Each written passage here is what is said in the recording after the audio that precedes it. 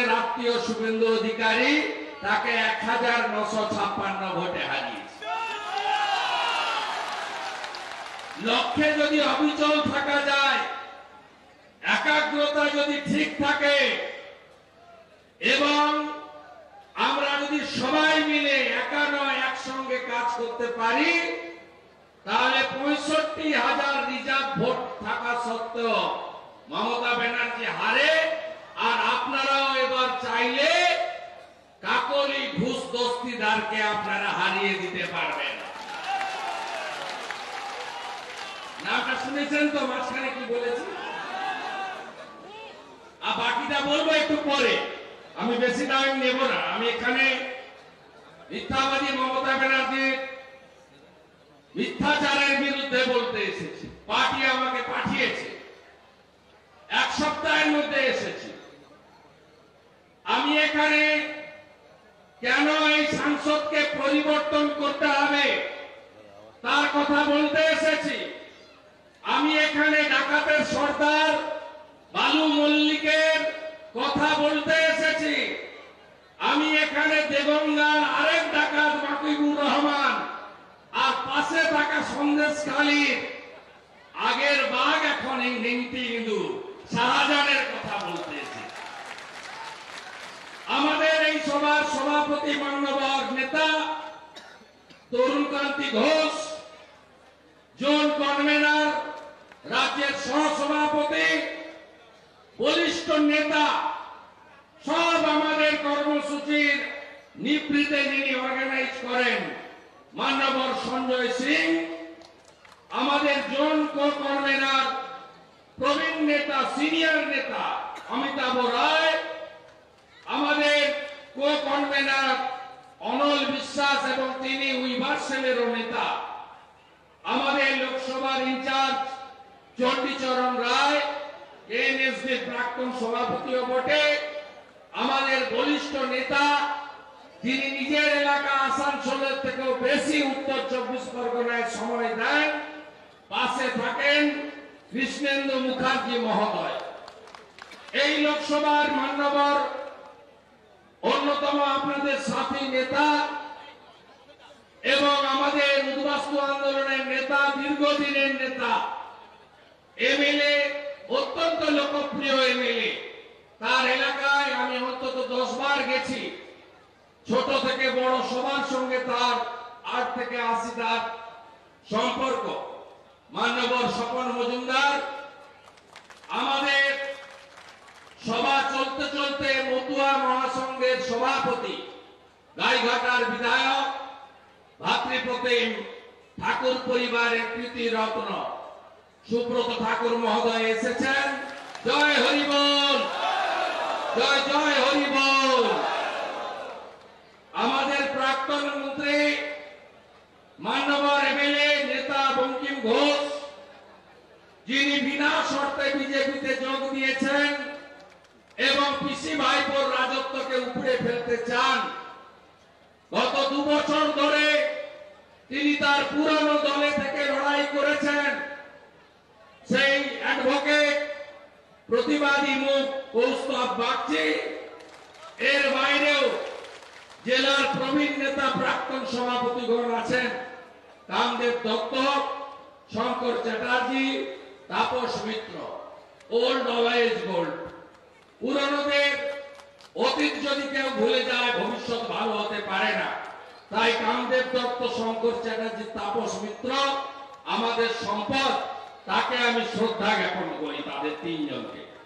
প্রসেনজিৎ ঘোষ ওবিসির জেলা নেতা, রাজ্য নেতা দীপঙ্কর চক্রবর্তী, আমাদের ভাস্বতী সোম, সন্দীপ রায়, রাজীব পোদ্দার সহ সম্মানিত মঞ্চ। আর আমরা 3টে, 2:30, 3টে থেকে সভা ভরিয়ে দিয়েছি, সভা শুনছি। আমার আরো কিছু কথা শোনার অপেক্ষায় আছেন। কিন্তু যারা দিন রাত্রি পরিশ্রম করে, একদিকে তোলামূল, একদিকে পুলিশ, অন্যদিকে হারমাত, সবার রক্ত চক্ষু উপেক্ষা করে যে ভাইরা এত সুন্দর ব্যবস্থাপনা করেছেন। সঞ্জয় দে, আমাদের সঞ্জয় দে ভাই নেতৃত্বে 20 জন যুব কর্মী, তাদেরকে আমি স্যালুট জানাচ্ছি আমার মঞ্চ থেকে। আমি আপনাদের কাছে প্রথমেই জানাতে চাই যে লোকসভা নির্বাচন ঘোষণা হয়ে গেছে। বারাসাত কোন দফাতে আছে? কোন দফাতে? 7ম দফায়। আর কি কি আছে? আর কি কি আছে? বসিরহাট, কলকাতা। আপনারা তীব্র গরম হবে ওই সময়। আপনারা এখন থেকে প্রস্তুতি নিতে হবে। এই ভোটটা কাদের ভোট? এই ভোটে এমপি জিতবে 272 চাই, কিন্তু আসল নির্বাচন কার? আমাদের বিরুদ্ধে যারা আছে, এক তৃণমূল কংগ্রেস, তাদের দিল্লিতে কোন রোল আছে? কোন রোল আছে? বাংলায় 42, মেঘালয় একটা, আসামে একটা, অখিলেশ যাদবের সৌজন্যে উত্তরপ্রদেশে একটা। 45টা লোককে লড়িয়ে তার মধ্যে 5টা জিতবে কিনা আমি জানি না। প্রধানমন্ত্রী হওয়ার স্বপ্ন, তাই তো? গরুর গাড়ির হেডলাইট। তাই লোকসভা নির্বাচনে তৃণমূলের কোন রোল আছে? সিপিএম আছে? সিপিএম এর কোন রোল আছে? একটা দুটো কেরালা থেকে জিতবে কিনা আমি জানি না। বাংলাতে তো নাই সাইনবোর্ড। এখানে মীনাক্ষী সায়ন সতরূপরা চোর ধরো জেল ভরো গলা ফাটাচ্ছে, শিরা ফুলে যাচ্ছে। আর ওখানে মীনাক্ষীর কাকা সীতারাম ইয়াচুরি, তিনি পাটনা, বাঙ্গালোর, মুম্বাইতে, দিল্লিতে বসে ভাইপোর সঙ্গে eating fitting sitting biryani, coffee, চা সব খাচ্ছেন। তাই এই পার্টিটা উঠে গেছে, সবাই জেনে গেছে যে সিপিএম এর কিছু নাই। ইন্ডির অনেক আগে পিন্ডি চটকে গেছে, ইন্ডি বলে আর কিছু নাই। অর্থাৎ সিপিএম এর রোল নাই। বাকিদের কথা আমি আর বক্তব্যের মধ্যে আনলামই না। কংগ্রেস তো বহরমপুরে ঢুকে গেছে, আর কোথাও নাই, দূরবীন দিলেও পাবেন না। তাই তাহলে ভোটটা কার? দেশের ভোট, প্রধানমন্ত্রী করার ভোট। যদি দুর্বল লোকের হাতে দেশ থাকে কি হতে পারে? ইউক্রেন একদিনে 70 লক্ষ ইউক্রেনের জনগণ পোল্যান্ডে পালিয়ে গেছে। দুর্বল নেতা রাশিয়ার বোমার কাছে, আক্রমণ কাছে দাঁড়াতে পারেনি। যদি দুর্বল নেতা আর দুর্বল রাজনৈতিক দলের হাতে দেশ থাকে, তাহলে কি হবে? আফগানিস্তান হবে। যতদিন আমেরিকার সেনা ছিল, প্রগতিশীল উদারবাদী সরকার ছিল, সব ধর্মের মানুষ ধর্মাচরণ করতেন। আমেরিকার ট্রাম্প চলে গেলেন, নতুন প্রধানমন্ত্রী প্রেসিডেন্ট এলেন, সৈন্য তুলে নিলেন, তালিবানরা দখল করলো।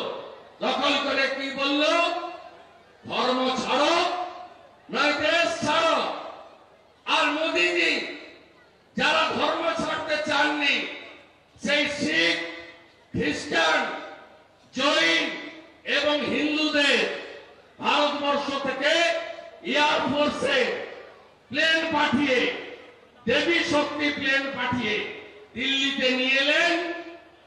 গুরু গ্রন্থ সাহিবকে কেন্দ্রীয় মন্ত্রী হরদীপ সিং পুরীজি মাথায় করে নিয়ে দিল্লির গুরুদ্বারায় রেখে দিয়ে এলেন। তিনি তাদেরকে নাগরিকত্ব দিলেন, তাদের থাকার ব্যবস্থা করলেন। আপনারা এখানে যারা আছেন, বাংলাদেশ থেকে কেন উদ্বাস্তু হয়ে এসেছিলেন? কংগ্রেস দেশ ভাগ করেছিল তো, বিভীষিকাময় দেশ ভাগ তো। জমি বাড়ি সব ফেলে রেখে এসছেন না, পারে সব ফেলে রেখে এসছেন না, সব ফেলে রেখে এসছেন না। আমার মা বরিশালে ওনার পিতৃদেব সব ফেলে দিয়ে এক কাপড়ে পালিয়ে এসছে 62 সালে। 62 সালে আপনাদের অবস্থা তাই। প্রভু হরিচাঁদ ঠাকুর, গুরুচাঁদ ঠাকুর 1907-8 সালে ধর্ম পরিবর্তন আটকাতে মতুয়া সমাজের সৃষ্টি করেছিলেন। আর 47-এর দেশভাগ পরবর্তীকালে দফায় দফায় শুধুমাত্র ধর্মীয় উৎপীড়নের কারণে আপনাদেরকে দেশ বাংলাদেশ ছেড়ে এখানে আসতে হয়েছে। ওরা বলে, মমতা ব্যানার্জিরা বলে আপনাদের উদ্বাস্তু, আমরা বলি শরণার্থী। ভারত মাতাতে এসছেন শরণার্থী হয়ে শরণ নিতে। ভারত কেশরী শ্যামাপ্রসাদ মুখার্জি তিনি লড়াই করে পশ্চিমবঙ্গ বিধানসভায় জোট বেঁধে আমাদেরকে পশ্চিমবঙ্গকে ভারতের সাথে রেখে দিয়ে গেছিলেন। তাই আমরা আজকে বাক স্বাধীনতা পেয়েছি, ধর্মীয় স্বাধীনতা পেয়েছি, ভোট দেওয়ার অধিকার পেয়েছি, নিজের মত প্রকাশের অধিকার পেয়েছি। ভালো লাগলে প্রশংসা করি, অন্যায় করলে প্রতিবাদ করি, দেশের সংবিধানকে মানি, বিচার ব্যবস্থাকে মানি। ভারতের রাষ্ট্রপতির একটা ভোট আর একজন গ্রামে থাকা সাধারণ গরিব প্রান্তিক মানুষ, ক্ষেত মজুর হোক, বর্গাদার হোক, একেবারে প্রান্তিক মানুষ, তারও কিন্তু একটা ভোট। এই ভারতবর্ষের অর্নামেন্ট হচ্ছে ভারতবর্ষের ডেমোক্রেসি।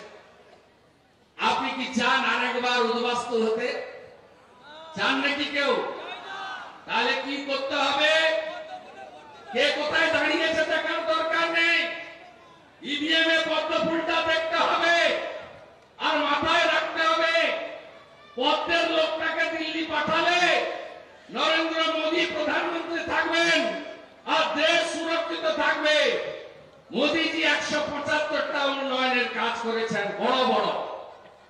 আমি তার মধ্যে না গিয়েও বড় যেগুলো করেছেন, আমাদের ভারত কেশরী শ্যামাপ্রসাদ মুখার্জির স্লোগান ছিল এক দেশ এক বিধান, এক নিশান এক প্রধান।